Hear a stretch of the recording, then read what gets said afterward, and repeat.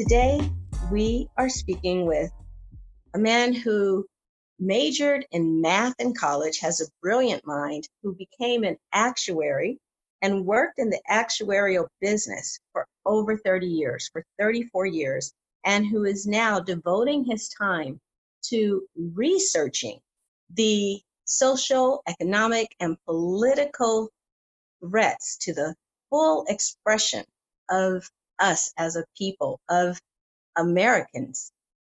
This gentleman is also my uncle. I'd like to introduce you to Therman Davis. Welcome, Therman. Thank you, Robin. Thank you very much. I appreciate the opportunity. So before we go into the questions, is there anything that you want to share about yourself, about your life, your hobbies, or anything that won't come up later? Just like to say biographically, I have 4 children by 2 marriages. They are all doing well, 9 grandchildren, and I don't see them as much as I need to or would like to, but they are part of my life. So when I retired myself from corporate life of 34 years, I spent a little while trying to figure out how I wanted to spend the rest of my life.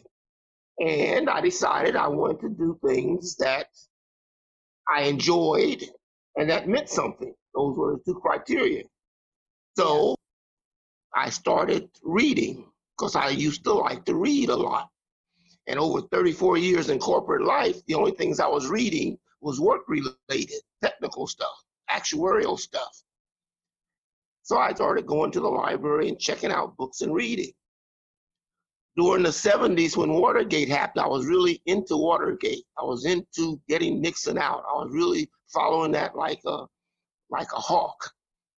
So I decided I wanted to get back into learning more about politics and how things work, how society is organized, how it distributes its goods and services, who makes the decisions on how its products and services are distributed among its society. Mm-hmm. So I just started reading political books. The history. One of the best books I read was the People's History of the United States. And it talked about the history of the United States from the people's point of view, all the struggles of getting people out of the workplaces, the unjust work practices in the workplaces. And then I started reading a lot of Noam Chomsky, 90-year-old something historian who's been around for 50 years at the head of progressive politics and progressive analysis of society. So I decided to start journalizing and writing up the things I was learning, different passages from different books, and trying to make connections amongst these authors and their presentations to come up with a coherent world view, a view of the world as I saw it, as I studied it, connecting the dots, I called it. And that's been what I've been doing ever since. And now, is this something that you wish to see in a book form? Well, I've done several forms of it in a book form. The latest version of that book form is called Threat Assessments, Connecting the Dots. So if it were ever to come out in a book form at this point, that would be the name of it. But it's more of an ongoing research project of connecting the dots, looking at what are the threat assessments to us as humans, as Americans in this society, as families and communities and individuals and households. Okay. And how do we assess our threats? That's cool. All right, I'm glad I asked. Let's start with your favorite song. What's your favorite song and why? Off the bat, it would be a song by Van Morrison called Summertime in England. I've been a fan of Van Morrison since the 70s, and it's only in the last 4 or 5 years that I came across this particular song, but he's the same age as me. He grew up in England as a minority, Scottish, I think. His life kind of follows mine, except he's musical and I'm not. And he's captured his life and his experiences, especially as a star. He has one song called Satisfied, where he talks about being a star. And he said, if this is it, then I don't want it. But in the song of Summertime in England, it's a long song, 15 minutes long. And in a lot of his songs, he starts with talking about his relationship to a woman that he wants to bring with him on this life's journey that's above the grime and grit of everyday living. And he wants to broaden her view, and he wants to share the beauty that he experiences with the beauty that he sees in her. He says one line is, "You suffer so fine, you suffer so fine. Come take a walk with me. Put your head on my shoulder. Walk with me." So that's how he introduces the song. He's telling her about the fine scenery of England. And he talks about the poets of England, Longfellow and Byron and all of those, and how they just go out and write their poetry and they feel so fine relating. And it's just a beautiful song. And the music is unbelievable. The music composition behind it is unbelievable. So whenever I listen to it, I am totally at peace. Tell me about a favorite childhood memory. Well, I had a lot of them. One of them was the time that my brother and I went fishing overnight at Belmont Pier with Edison Lowe and a bunch of three other guys, and the five of us were probably in the 7th or 8th grade or 8th or 9th grade. And we used to do a lot of fishing on the docks, go out in the morning, fish, and come back in the afternoon. Well, there's a thing in Southern California called Grunion hunting. And grunions are a type of fish that looks like a sardine, and they breed by coming out on the shore at night. They would come out at night, like 2 or 3 in the morning. It'd just be all these thousands and thousands of fish, like sardine-like fish, on the beach. People would go out and put them in bags, and that's grunion hunting. We did that, but this particular night, we decided to go fishing on Belmont Pier and spend the night. In those days, you didn't have to ask permission. We walked down the Belmont Pier, which was 2 or 3 miles from where we lived, our neighborhood. The person in charge of supplying food brought 3 sandwiches. So we were starving all night. We caught no fish. It was cold, but it was great. What's something about that night that stands out in terms of just, because it sounds like it was just, bros hanging out, so to speak. We talked about each other. We talked about Edison only bringing 3 tuna sandwiches, and the tuna had too much mayonnaise. We talked about how we should have planned on bringing coats and blankets. We talked about the fact that we weren't catching any fish, and then we would just start telling stories to each other. Some of the softball games we played, talked about some of the errors that somebody made, or I was one of the pitchers, and some of the bad games that I pitched, and we just started talking about each other all night. That sounds good. Yeah, that sounds like fun. I'm thinking of that movie Stand and Deliver. Like it's that genre of coming of age and boys hanging out. Anyway, when I saw that movie, I thought of that night. Really? When I saw that movie, I thought of that night. So next, I'm going to ask you about your accomplishments. And, the first part is an accomplishment that is a favorite of yours personally. And then the second part is an accomplishment that seems to impress the world. I guess the accomplishment that impresses me the most personally is my conversation with Dr. King in 1967. I was a senior in college. This was in April of 67, and I was graduating in June. And I'd already secured a job as an actuarial trainee at Prudential in Newark, New Jersey. And I was excited about my career that I was about to start. I'd been an intern in that company that prior summer, and I was really excited about starting the exam. But I was also bothered because they were having the freedom rides, bus rides in the South at the time. And I felt a desire or some kind of pull that I should be involved in that in some kind of way. And there were 3 students who had lunch with him after he'd given a presentation at Occidental. So when I got a chance to ask my question, I mentioned that. I said, torn between starting my career in June, but also maybe going down and joining the activities in the South. Mm-hmm. So he asked me what my major was, and I said, it's math. He says, the reason we are marching is so that we can get more qualified people in all of the different jobs and professions, and even in the different occupations. So we need a multi-fronted attack on this problem. And we each have to play a role. Those who are qualified or in college should stay in college and pursue their majors and become accomplished with the skills and the talents that they learn in studying. What they should also do to contribute to the cause of freedom of the, as he said it in those days, the American Negro, is to not only excel at whatever your discipline is that you learn, but to remember where you came from and remember the larger context of your life.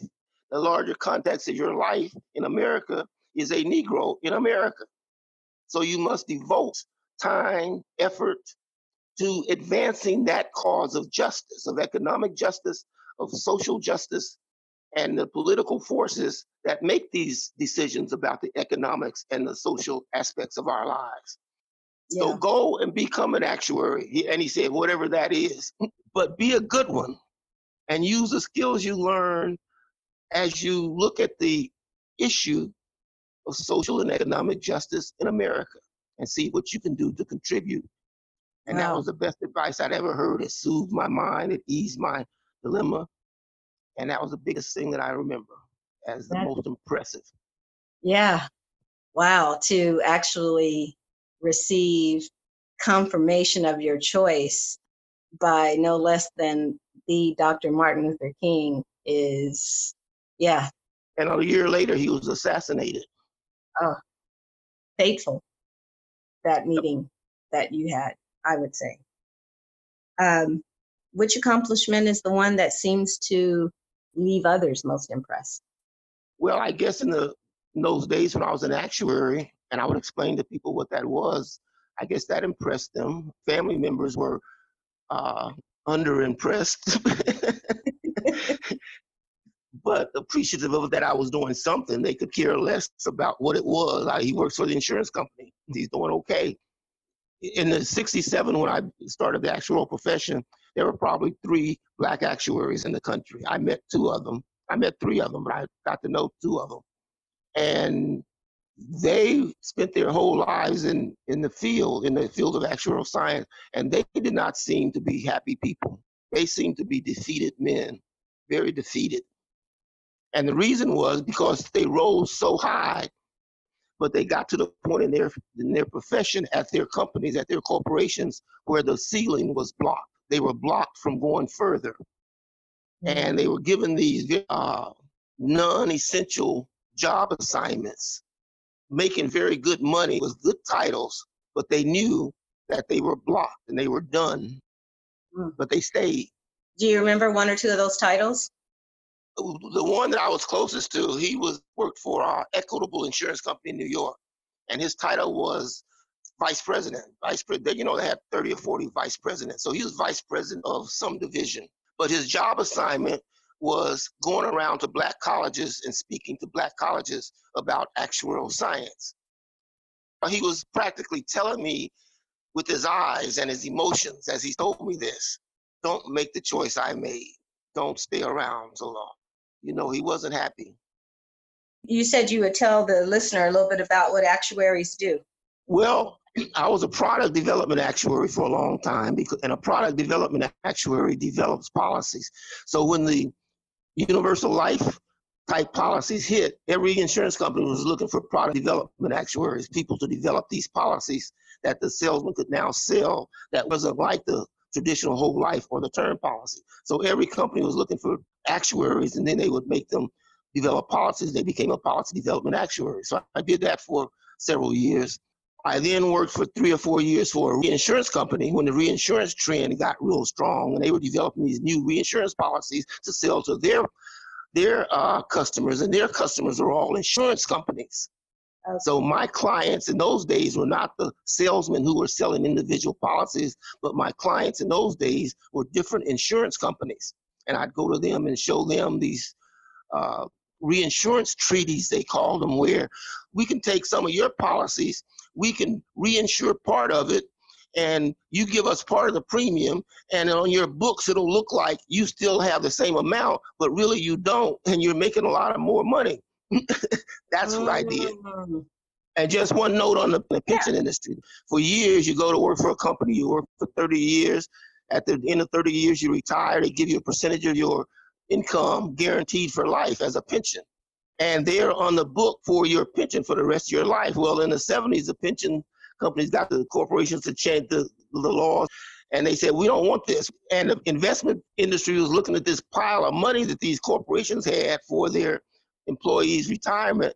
So they started the process of changing it changing it to the 401k. 401k refers to a section of the IRS code, section 401-K, where they changed this and said, no, we're going to put the burden of financial planning for pensions from the corporation and the state government and the city governments and the federal government, take it from them and give it to the individual. So they're at risk. And that way we form a whole new industry at this pile of pension money throughout the country, and we can give it to the investment industry. And the investment industry will now administer and do the investments for people instead of the corporations. So there was a lot of change in that, and I worked as a pension actuary for several years. Wow, this is a cool mini lesson in how, I don't want to say shell game, but kind of. Oh, it's a shell game. It's a shell game. One of the last job I had, I was an in-house actuary for Bell South in Atlanta.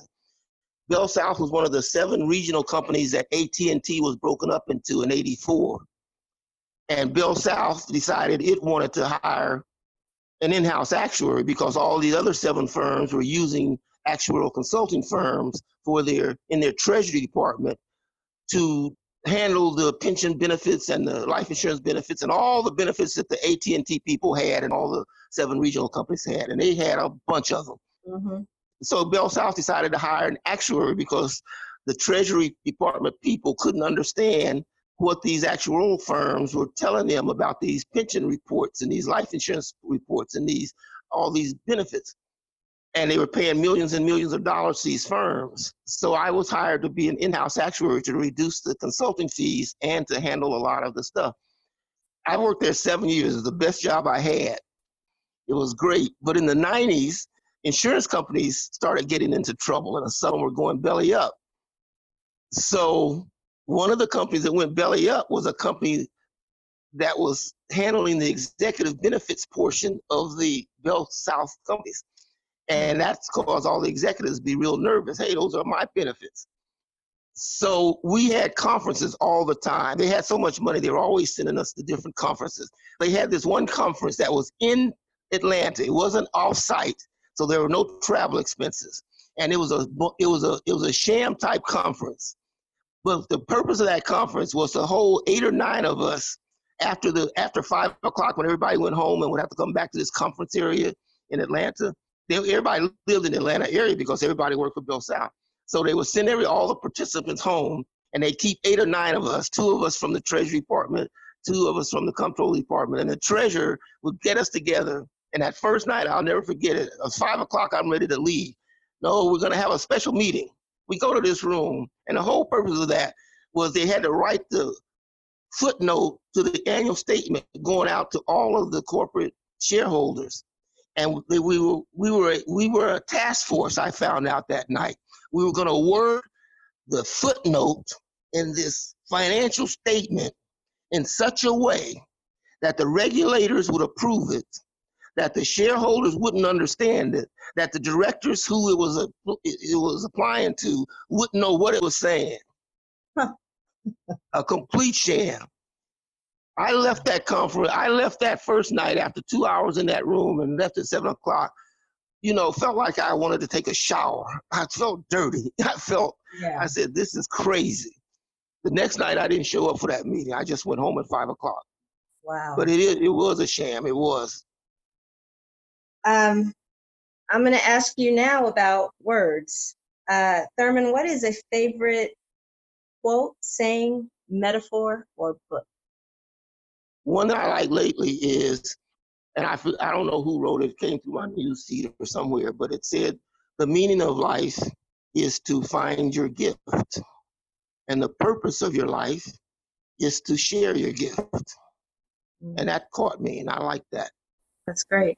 that expression, meaning and purpose, resonated with me because I realized that I was looking for meaning for my life. I'd been assessing my 34 years as an actuary, and I decided that had ceased to give meaning to me. It had ceased meaning to me.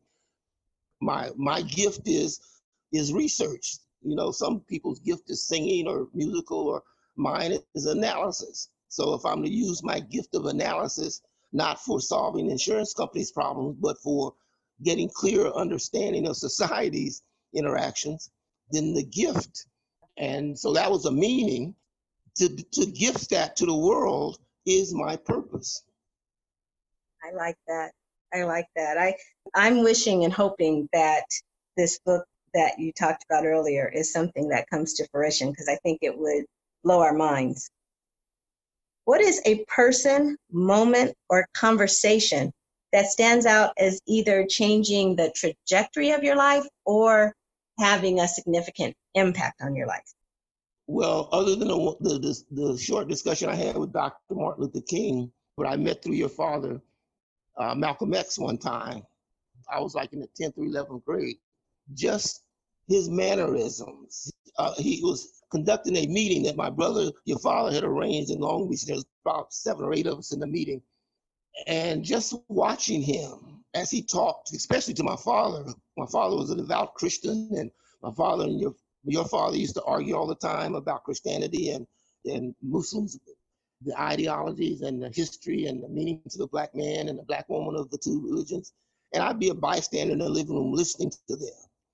And so when your father convinced our father to go to this meeting that he had arranged so that my father could meet Malcolm X, and watching the two of them, Malcolm X and my father, talk during this meeting, go back and forth, just hit me. I couldn't put my hands around how it hit me. But I guess it was the first time I heard two black men talking to each other respectfully and embellishing each other, at the same time having different views of the world. Mm-hmm. But they were absorbing. And it was due to Malcolm X's, I guess, his presence, the way he would conduct it. So after the meeting, with the four of us were standing outside, my father and me and Bubba and Malcolm X. And he just was saying parting remarks and talking, and my father was saying parting remarks. And that just grabbed me. I never was able to put it in words, but it just grabbed me. And so finally he looked at me and addressed me personally, and he says, "Young brother, you have two fine models here in your brother and your father. So you have a responsibility to carry the message forward that your father is breeding in you, and that you're going to be learning, and that my brother here, Brother Bob. So go forward. You are, I don't know the exact word to use, a blessed, lucky, fortunate young man." Yeah. Yes, sir, brother. Yes, sir. Wow. I remain in awe of the historical significance of you having these one-on-one conversations, both with Malcolm and with Martin, at such a young age, at the time that they were out changing the world. Absolutely. I'm in awe of it too. So with that, what is a moment or event that highlights or puts a spotlight on your experience as a Black man in America? It's spotlighted just about every day in some form or another. It's spotlighted whenever you interact with the public in any way, shape, or form. It's spotlighted. One spotlight I had in college, I went to Occidental College in 1963. And in my class, there was probably 6 of us that entered that year, 6 Black people from across the country. And so we were freshmen. In the sophomore class, there was 4 Black people. In the junior class, there was 2 Black guys. And in the senior class, there was 1. So there weren't a lot of Black people at Occidental College. I was a math major. In the math department, there was probably 30 or 40 math majors. I took every math course at Occidental College. I went to class, took my notes, did my homework, passed my test, There was no teacher involvement. I mean, we didn't. I don't think I had a conversation with a teacher, a professor, except for the head of department. He was pretty cool. The rest of them, it was like I could feel the distance between us. It didn't bother me because I wasn't there to develop a relationship with a teacher. I was there to learn more math. But I did notice it, that over 4 years, there was never, ever an interaction between me and a professor. And even in the rest of the departments, all of my classes are like that. My point is that the faculty there were so unused to interacting with Black students. There was no animosity. I didn't feel any animosity.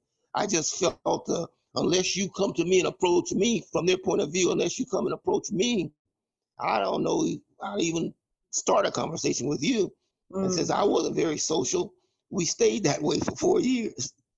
Wow. And I could say the same thing about high school, pretty much, that very few teachers, very few, I could count them on one hand, who actually interacted with me on a personal basis as a student.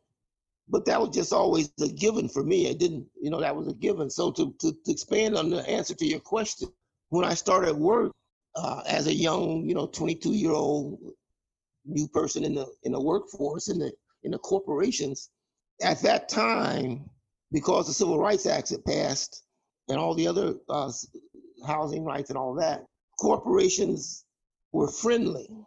They were friendly. I had no issues.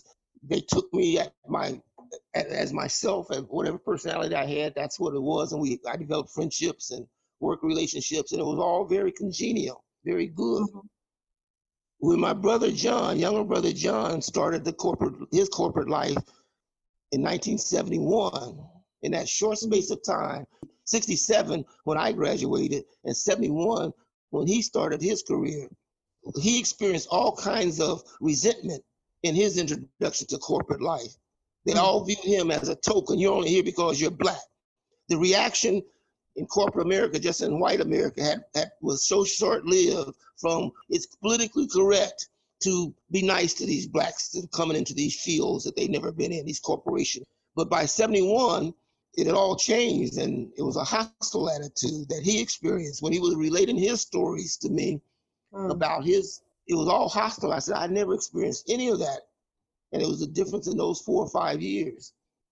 I did see it a lot later in my career in terms of the hostility and the resentment. What do you think accounted for that change? When the changes were made to accept Blacks in these industries and in these spaces, workspaces, academic spaces, the mood of the country, because of the work that the marchers had done and Dr. Martin Luther King and others, said that was the majority view now, and we had to do that. Well, there was a backlash to the hardcore, the hardcore racists and the hardcore of whites resented it, but they were on the sidelines. Between the time it was accepted and the time it changed, well, Martin Luther King was killed in 1968. All those murders that were happening, assassinations that were happening in 68, that was the most outward display of the reaction. And so by the time the 70s came, all the leaders, Medgar Evers and Martin Luther King and Malcolm, everybody else had been killed, and they had squashed the leadership, the national leadership of this. And the things that were going on in the neighborhood, there were a lot of things going on in Boston at that time in the late 60s, where Boston in the North was resenting the desegregation of housing, Blacks moving into the neighborhoods, and a lot of backlashes in the Chicago area, all these different urban areas, suburban areas were resisting the Blacks moving into the neighborhoods. So by the time the 70s came, the early 70s, it had just run its course. That little beneficial period had run its course. And the reason was because it was getting back to America was getting back to its nature. Its nature is racist. It was started on a racist ground. That's its nature. Have you had any interactions with law enforcement? Well, I've had a half a dozen or so over the years that are more obvious than the, dozens of others. Yes. My first one was when we were in high school on this Grunion hunt. 6 of us were in the car, 3 in the morning. We're driving from the beach, And one of the people, James Williams, lived in North Long Beach, so we had to go through Signal Hill from the beach through Long Beach over into Signal Hill to get past Signal Hill to get to where he lived. And as soon as we entered Signal Hill at 3 in the morning, 6 of us in a car, all in high school, a Signal Hill policeman stopped us, pulled us aside, and we spent about half an hour, 45 minutes being stopped by this cop. We were all outside. We had our hands on the door. The one cop had his gun out and they were just treating us like, what are you doing out at 3 in the morning? Well, you can see the bag of fish we got. You can see Yeah. But they just treated us like we had guns and everything else. So that was the first one. I've had better luck than bad luck, but I've had policemen stop me and just harass me. 3 or 4 years ago, I'd gone to visit John in Utah, and I came back. So I took the bus to my post office, like 10 in the morning, 11 in the morning. All the commuters were gone, and there was just no traffic. So I crossed the street after getting off the bus, because there was no traffic going in either direction. And I made it to the middle aisle, the island in the middle of the street. And all of a sudden, coming down from the other direction was this car speeding. And it got to where I was standing, and it stopped. And it was an unmarked policeman car with an unmarked plainclothesman policeman in the car. Mm-hmm. And he roared up to me like I just robbed a bank. And he stopped, and he didn't get out of the car. And he says, "What the hell are you doing running around in the middle of the streets, boy?" Wow. And he kept me for about 35 minutes, and he never got out of the car. He said, "I could take you in." And I didn't respond. He kept trying to provoke me. He kept looking me up and down, and he couldn't provoke me. He kept saying, he said, "Are you aware of all the accidents that occurred to pedestrians in Las Vegas?" I said, "Yes, sir, I am. And I know I was in the wrong. Are you aware of this? And I could take you in now." And finally he said, "What are you doing up here?" I said, "Up where?" He said, "On your address you live." And he said my address, which was, in another neighborhood. I said, "Well, I'm going to the post office, which is up the street." He said, "Well, you don't need to be running around in the middle of the street for the third or fourth time. You don't need to be running around in the middle of the street." And he kept staring at me and kept going up and down, up and down, up and down. So we were silent for about 2 or 3 minutes. He wasn't saying anything. I said, "Well, what do you want me to do now? Do you want me to cross back the street I just crossed? What do you want me to do?" He looked at me, he couldn't figure out his eyes. He says, "Get the hell out of here." And I still said, "Well, what does that mean? I'm not going to make a move until I cross this street, finish crossing the street." And so he waved me to finish my journey across the street. In the meantime, no traffic had occurred, 15, 20 minutes. Wow. And after it ended, I felt mad, bad, dehumanized, whatever you want to call it, which was his purpose. And that was a good encounter. Wow. Nothing ever serious. Nothing ever serious. I'm glad of that. I know everyone's not that fortunate, but could have been a lot worse and a lot of times. Yeah. If America was a woman, mother, sister, lover, whatever, what would you say to her? Why are you doing this? Don't you know that you're not going to get a good outcome from what you're doing? So what is your motive? Are you trying to show that you are superior to everyone you treat? You have to have a motive for what you're doing, because what you're doing makes no sense. I don't see how it benefits you at all, except to make you feel superior. And if that's your motive, then I have misread you, and I don't know why I'm in your life or why you're in mine. Bye. That's clear. All right. What is love to you? Well, it's on two levels. On a personal level, 2 years ago, I met a woman who taught me love. Man, it's the greatest thing in the world. Man, who knew? What was it about her? The joy she showed in being in my presence. The joy she made me feel in being in hers. The joy, the joy, the joy. Love is really what, that old expression, love is what makes the world go round. I'm convinced that love is what every single government that has ever existed finds as its greatest enemy. And it does everything it can to make sure that love of humanity, Christian love, if you're a Christian, love of humanity must be squashed, because if it is not, Martin Luther King, when he was defending his right to expand the struggle from the domestic struggle of civil rights for Black people to foreign policy criticisms of the Vietnam War, and all the other brethren and of the church criticized him, and all the church leaders and all the legislators, everybody criticized him. And he wrote his letter from the Birmingham jail, and he also said in speeches, he says, my being a Christian mandates, my love for humanity mandates that I speak out about what we're doing to those people, those families, those individuals, those communities in that villages all across Vietnam. It demands, my love of humanity demands that I take a stand against oppression of people anywhere. My love of humanity demands that I fight struggles for people that I don't know whenever I see economic and social oppression. Every single government from the time mankind existed, I think, fights love. Because Wow. if love permeates through their population, that population is not going to be allowed for themselves to be ruled and governed by principles and ways of life that are against love of people, love of individuals, love of families, love of communities. We want to do things that enhance people's lives. We are against things that don't. And if you're a government that is making it, we're going to fight it. If you're a government doing things bad to other people in other countries, and we live pretty good here, we're still going to fight you about what you're doing, because we love humanity. That's Yeah. love.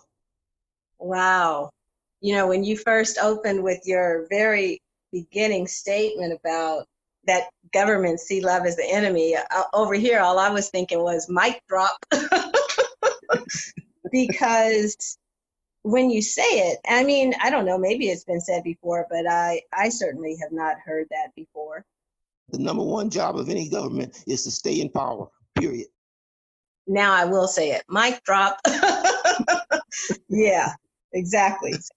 So, Therman, is there anything about you that we haven't covered that challenges the stereotype of being a Black man? I know already you're an actuary, you've got these crazy historic life experiences, but is there anything else that we haven't covered? My lifestyle is such that I haven't owned a car since 1995. I still drive when I have to, or rent a car sometimes, or whatever. But I don't own a car consciously since 1995. I get around by bus. And in my bus travels, and I'm on the bus every day, I'm walking every day, I found that as an older person, elder man, other older men, we like to kind of talk to each other, right? We'll be at a bus stop. And if the person assesses me, if the older man assesses me as someone who he can approach and talk to, start a conversation with, he will. And then I'll engage. And so I met several white men over the years in these settings. And so we'll talk about, things like one of the last conversations I had, I was standing at a bus stop and this guy got off the bus. And he made a comment about bus drivers in Las Vegas. He said, man, this bus driver, she saw me standing at the corner and she just zoomed on past. I said, that happens a lot. We blah, blah, blah. So we start talking and telling stories to each other. And a pattern that I've noticed in terms of challenging the stereotype, a pattern I've noticed, especially in the last 3 years since Trump got elected, is that I'll have these conversations and they start out typical and they start out, like two older men talking and telling stories. That's what we do. We tell stories to each other. Yeah. But what I've noticed is that, and I enjoy them. I like that engagement. On the second level of the discussion or the conversation, first level is getting comfortable. Second level is then telling some story to each other that's more that you would tell a friend. That the next level, the second level, something comes out from the guy about Trump in a very favorable way. Well, we just hope that Trump gets back in so we can solve all these problems, right? That's when first I would just go off. We'd have these really bad disencounters. Uh-huh. And after a couple of those, I decided I didn't want to do that. I didn't want to go off on those bad disencounters. So I told this guy when he did that this last time, I said, I promised myself the last time this happened to me that I would disengage at this point, because this is only going to end up me yelling and you yelling. And I don't want to, it's 10 o'clock in the morning, I don't want to start my day like that. So he went on and said something, and then I came back, and by the time we were on the bus, we were ready to duke it out. So they start a human interaction with me.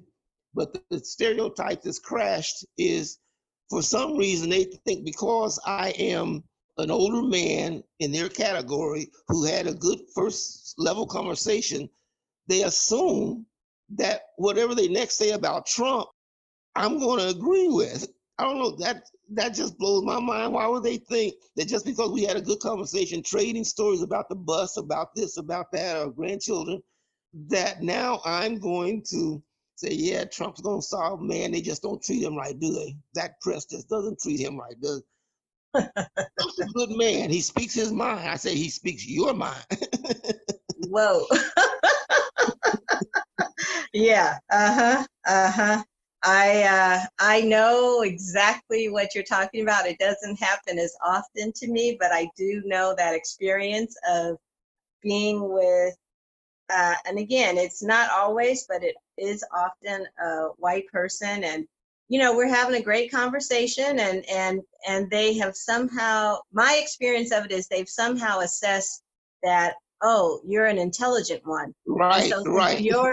since you're an intelligent one, you must be smart enough to agree with Yep, me. Because yep, the only reason any Black person doesn't like Trump or doesn't is because they're just too ignorant to know any better. But clearly, exactly, you're not one of those. exactly. Quite So that's familiar. kind of busting the stereotype in a backhanded way. I get it. Thank you for sharing that one. And that's one of the things I love about interviewing so many different people is it just starts to paint a really vivid picture of the variety of interactions, both within a race and interracial and just between the sexes, the whole thing. It's like so many aspects of what it is to live, period, as a human being is what we're actually doing and having a conversation about. And then it's just that in this particular podcast, it's through the lens of Black men. It's got that particular flavor on it. Yep, yep. So as we finish up the interview, the last question is really about the interview itself and the conversation. What, if anything, did you get from participating in this interview? Robin, I've gotten a lot out of this interview. I've gotten a lot out of this project when you first talked to me about it. Just the conception of it, of saying that I think I want to start having conversations with Black men, since I find myself not having that socially. So I want to start talking to Black men. And then when you raise these questions and we interact and have this conversation, the most dramatic thing about these interviews is these are the kinds of things that we should be doing, these conversations with each other, our friendship, our friends, our family, just talking to each other, almost in this interview type framework, just delving into, we talk so much with each other on such a surface level, and a level that assumes so many assumptions about the other. Well, you're Black, and I know you all my life. I know you agree with this, so I don't have to talk about that. So we miss so much about each other. We don't, I did a project with my family members years ago where I just wanted to hear their work stories.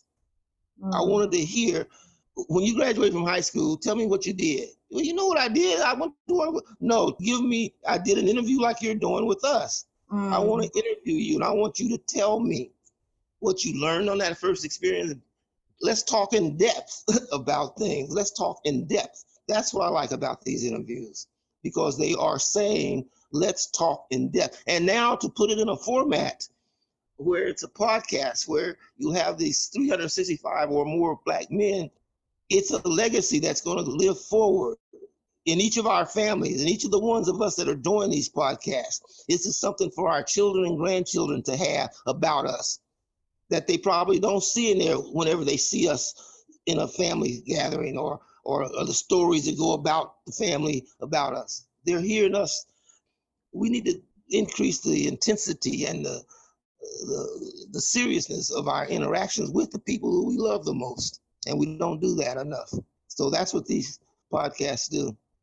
You know, I so appreciate you saying that as you were kind of acknowledging this project and what it's up to. All of a sudden, I was like, oh my gosh, I hadn't even seen that as a possibility that maybe, like I did see inviting people to ask these same 11 questions to the people in your life. Like they don't have to be on the podcast, right? Yeah. That's exactly right. These 11 questions should be asked. It should be expanded to a family project. Yeah. Thank you. I thought of it as just a little thing, but yeah, thank you for what you just created something bigger for me about what could happen from this. So thank you. And it's not surprising that you would create something bigger because as we finish this interview, the thing that I want to thank you for and say to you, Therman, is I love the stand that you are for human interactions working, because every answer to these questions really comes down to how do we have love be present between people? From your asking, your nieces, nephews, your family about their work experience, to the song by Van Morrison, Summertime in England, like all the things that you share, the theme underneath it is, why aren't we all in love with each other? And, friend to friend, person to person, whatever's in the way of that, let's take a look at it. And I love that about you. Well, thank you. Appreciate that. Absolutely. Thank you for listening. As you can hear, you do not want to miss any of these brothers. Make sure you subscribe. You can find more at our website, 365brothers.com, 365brothers.com. This is Robin Shine. To listen is to love.